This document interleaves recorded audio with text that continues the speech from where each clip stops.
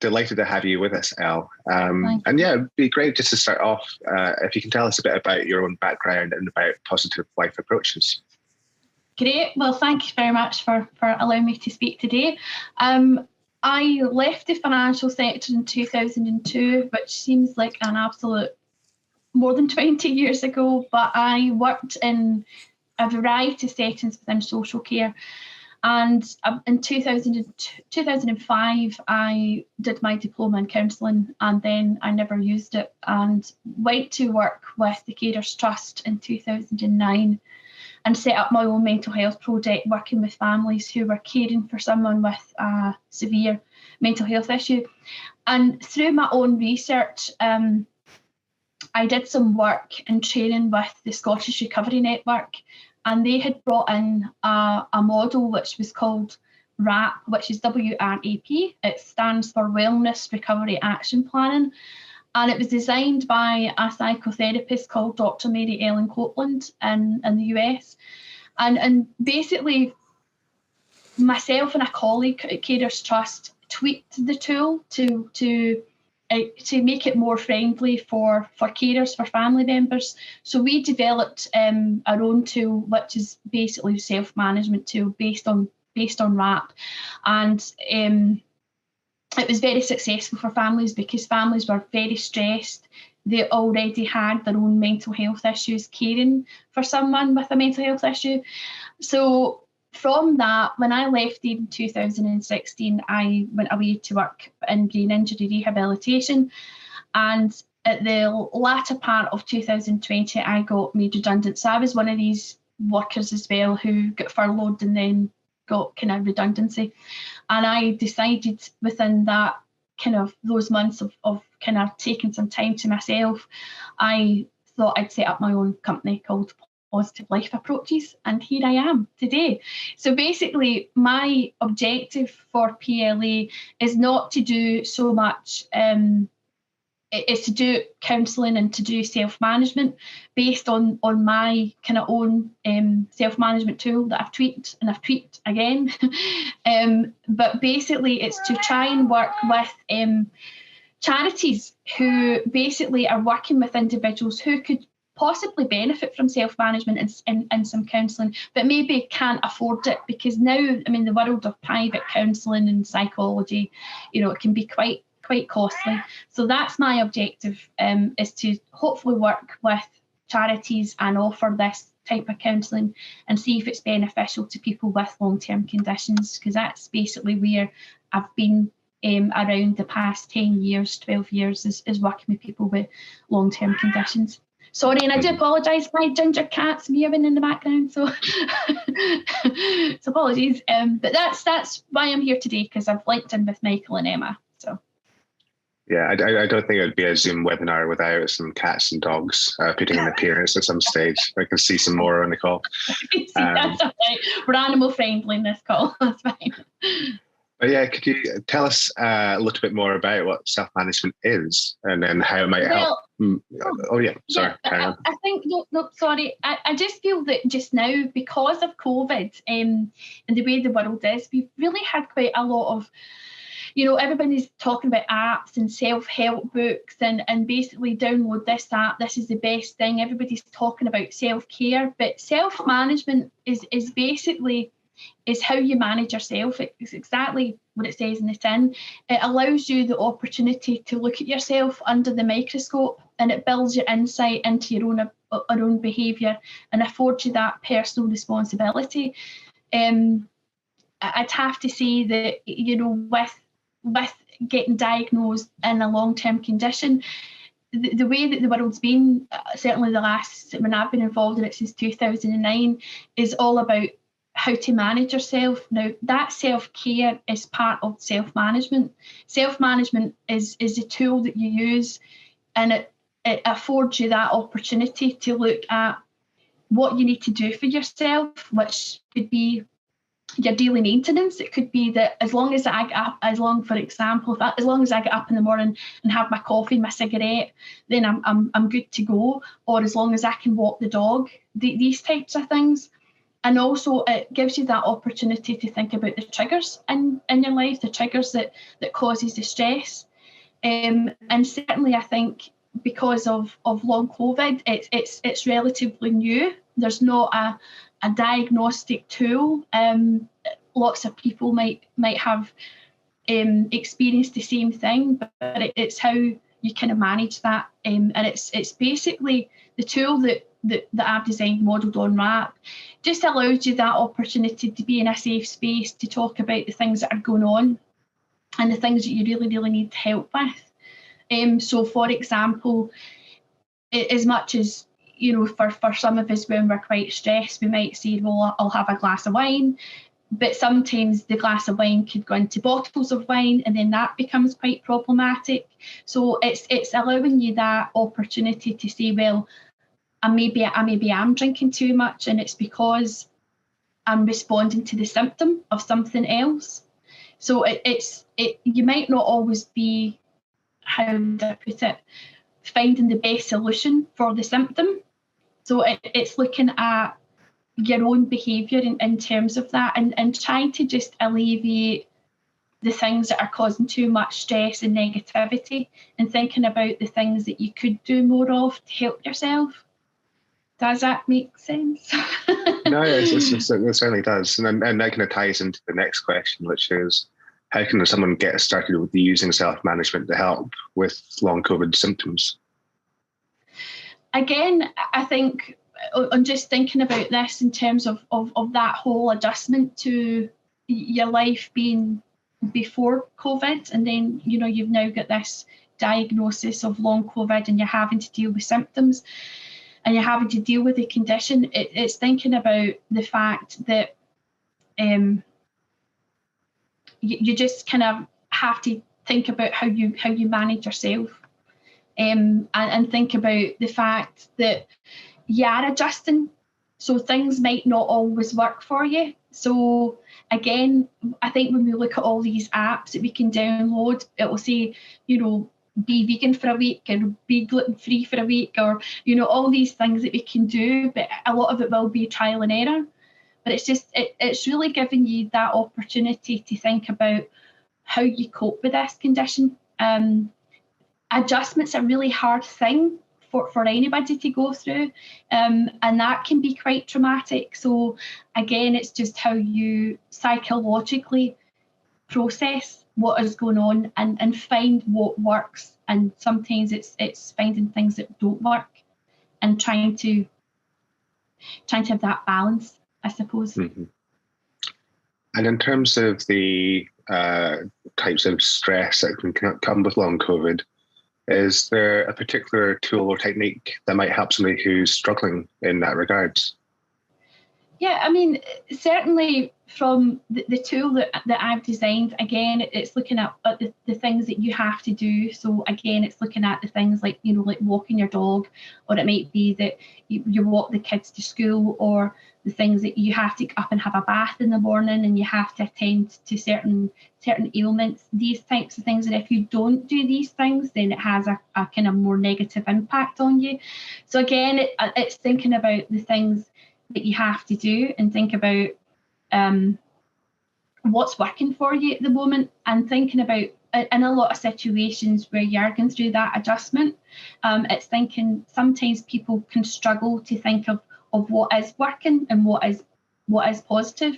And sometimes for a lot of people, what I do is I try to take them back to a place where they've been quite happy, they've been functioning, they've been quite proactive, and think about certain aspects, even go back to people's childhood, to think about the things that they used to do as a child, to get them back to a place where they could be thinking about more positive things to learn to cope, because self-management is all about learning to cope.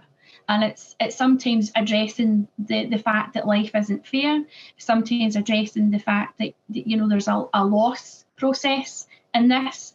There can be lots of other financial, environmental factors that we all have to be aware of, but we kind of have to think about, we sometimes have to be very selfish and think really what is important to ourselves. I've certainly tried, mindfulness is not for everybody, But again, it's trying to even just get some relaxing techniques to do. I just always think that when people get a chance to have a very safe environment to speak to someone outside their support, that in itself can be enough, because it's all about validation of how somebody feels. So it's really just allowing that person to express themselves at times. There's and even that is part of self-management, because it's a process that people go through. I think dealing with stress and anxiety and depression are all very manageable at a point where as long as that person is able to take that responsibility as much as they possibly can. So it's even if I'm working with somebody and it's just even going for a shower is all they can manage that day, that's it. It's not about setting unrealistic goals with people. But again, I think there is a place for apps and self-help books. Like, they're all really good. But again, we can really overwhelm ourselves with looking at going vegan or being gluten-free or doing this kind of diet or buying supplements and doing this. And it can all be quite overwhelming. And sometimes we're not actually dealing with the psychological impact of kind of what's going on. Mm-hmm. I know that probably didn't really answer your question. No, it did. And it kind of follows into the next question, actually, from the community, which is, can self-management support anxiety and depression? And if so, what ways might someone get started with this? I think when you're looking at anxiety, you have to, when you're looking at you're trying to always look for the cause. So there's always usually, anxiety is based on fear. So when you look at anxiety, you look at kind of trying to understand what the fear is for that person. And again, when you look at doing some work around anxiety, you want to do something as we call, in therapy, we call it called graded exposure to things. So again, you want to set somebody up to do small tasks and kind of almost build that confidence that actually nothing catastrophic happened when you carried out that task. So you use a bit of cognitive behaviour therapy in that process as well. When it comes back to self-management, looking at that again, it's about looking at the causes of anxiety and how that presents in your body, in your mind, and other factors that are going on. And with depression, I mean, we could sit here all day about talking about the causes of depression. It can be caused by chemical imbalance. It can be caused by trauma. It can be all these other environmental factors that we've had no control over, and then we find ourselves in a place where we're quite low and we're quite depressed. And again, that self-management gives you that opportunity to think about what has happened to you and how you can go forward. And it isn't, and again, it's not setting unrealistic goals. It's looking at where you've been and where you want to go in terms of how you cope. And it enhances your well-being, hopefully, because the more insight you have to yourself, I don't know if anybody's been in a situation where they've gone to the GP and they've talked about how they're feeling and they've been dismissed and they kind of leave and they've not had they feel very, very, nobody's listened to me, I feel not validated. And it's that kind of thing. It's like, the more you know yourself, the more you can get into these situations and talk about yourself, because you know yourself. And you kind of have that kind of knowledge. And I always think the more knowledge you have about yourself, the more you're able to kind of express yourself better, and you're more confident. Mm-hmm. And then we've got one more question for the moment. So if people on the webinar right now want to ask questions, please use the chat, or we'll ask for questions just after this. But can the self-management tools and techniques be helpful for people who have experienced other COVID-related issues in their lives, such as loss and bereavement?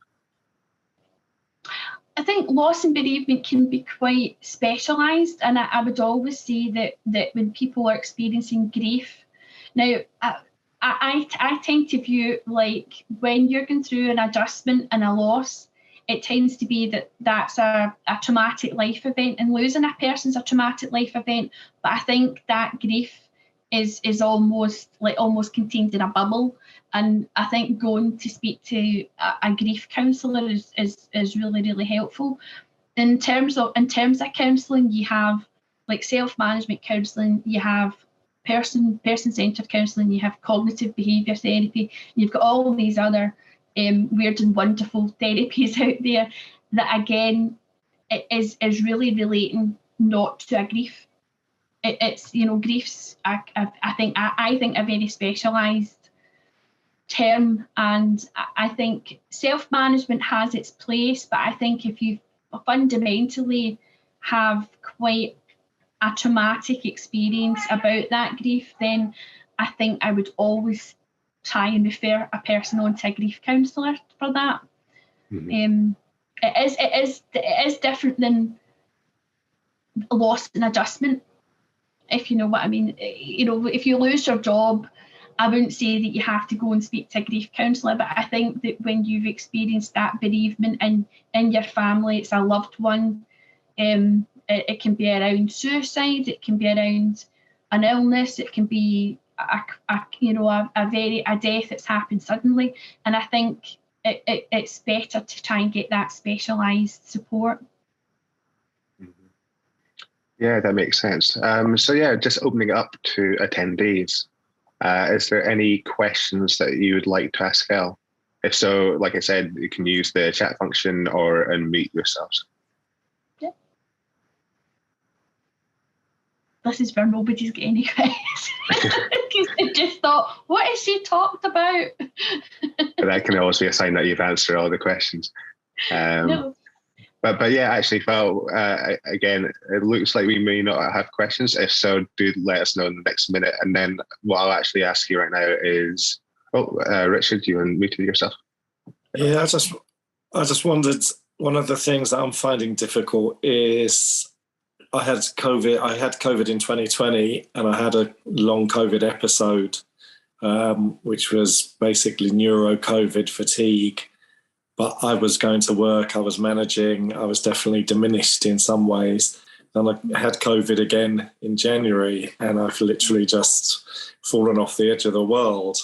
And I've had like a month in bed, and now I have better days and worse days. But one of the things that I find hard is just trying to find, it's such an uncertainty. Every conversation I have with a clinician ends with going, we just don't know. We don't know what to advise you. We don't know what to do. It's a new thing. We're finding out about it. And I've tried doing nothing. Like they say, don't involve, don't do crosswords, don't do anything because it's going to fatigue you. I don't know how you engage with the world not doing anything at all. But it's like I've tried to do nothing. I've tried to rest and I'm still exhausted. And then when I do things, it's just completely unpredictable. And there's this uncertainty going forward. There's a kind of shock that is what's going on. I don't know where to start. There's no triggers or patterns to it. And I don't really know how to look after myself, I suppose, in a self-care sort of way, because I just can't find any sort of grounding for it. And the other thing, just incidentally, is I was a bit late coming in, but just the impact on carers of this as well. I mean, I work with carers. I work on the frontline ward, and I worked on a COVID ward for a long time.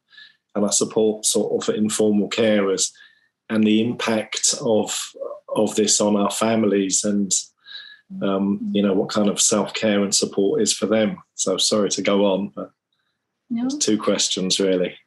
It's very interesting because I work in traumatic brain injury, so I'm used to dealing with people with brain fatigue, and I wouldn't. I mean, I'm not the best person to answer this by any means, but I think the thing is about your brain is that it does need some stimulation, but you have to try and gauge, in terms of if you go to your bed and the next day you're able to do something, you can't plan anything. I would like probably every other clinician say to you to keep a diary and think about in terms of managing your fatigue, and because we when we get diagnosed with a long-term condition, the problem is we're still going through an adjustment issue. So you can't help but say to yourself, but I was able to do that 4 months ago, and I was able to do that 4 months ago, and you kind of beat yourself up because you've got this inner conflict going on, because it's kind of it's very difficult psychologically to kind of like say, well, this is what I've got. It's all about acceptance to what you have, and there's a psychological issue going on for you. But the other factor is it's all this practicality that you can't actually get on with your life because you're stuck, I would imagine, because you can't actually plan anything. And the thing is that certainly one of my friends is don't hate me, but one of my friends is a DWP advisor, and she's stuck working with long-term conditions because there's no diagnostic framework for long COVID. So again, people's ranges and people's experiences of it will be completely different. So again, I would have to say that you have to keep some sort of routine, because the thing is that if you stop, I'm not saying get up at 6 o'clock in the morning, but try and keep a routine with your sleep. Your sleep's the most important thing from a neuro fatigue point of view. If you don't sleep, your whole life is quite chaotic from that perspective. Your eating habits change.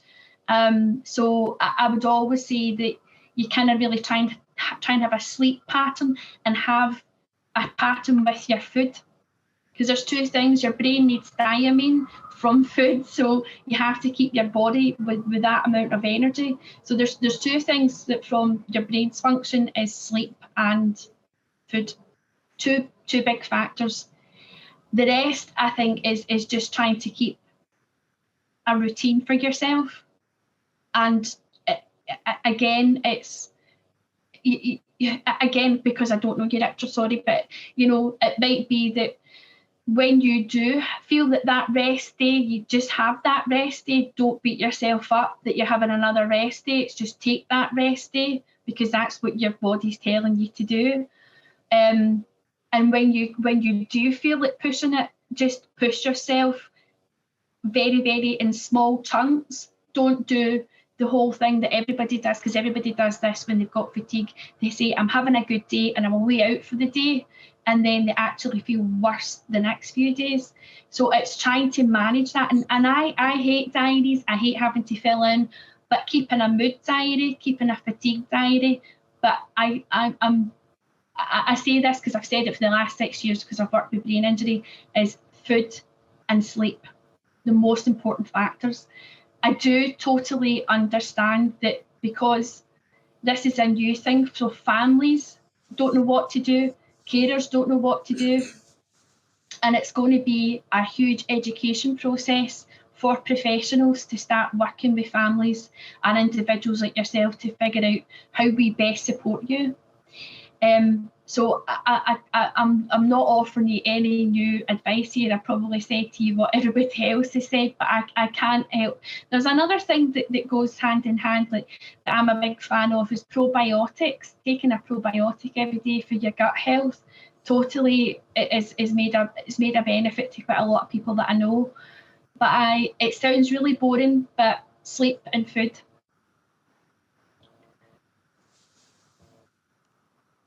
Sorry, Richard. I wish I could offer you something else, but it's until I got to know you, it's trying to come again. We all want to find solutions, don't we? We all want to find. Yeah, I mean, I really appreciate your help. I think there isn't obviously there's not a simple answer. And when I did keep a diary, and what it's kind of showing is that there's just no pattern to it at all. It's completely unpredictable. Luckily, I'm eating well, I'm sleeping well, and that's, that is really important. I mean, just from a personal point of view, I was looking around to try and get some advice about what to do and not to do. And in the end, I did get referred to a physio in my occupational health department, and that really helped, because that was the first thing he said, right, do this every day. And eat this. And it was just something from having no framework or anything and trying to find a way to kind of have a routine. That actually really helped me. And he was very sensible and said the days when you can't do it, don't be too, but actually just having that and having those 6 or 7 things to do in a day was really useful. So, I suppose things like that. And I've got about 2,000 appointments coming up, and they keep finding, I'm lucky I've got a good long COVID service and a neuro long COVID service, and they keep finding things. They're very thorough. They don't quite know what to do with them, but that's obviously a big help to me, and something that I know people haven't necessarily got as well. But that's, having somebody at least trying to get to the bottom of what might be going on or what else might be going on, and then what to do about it is useful as well. So I don't know if that helps anybody else, but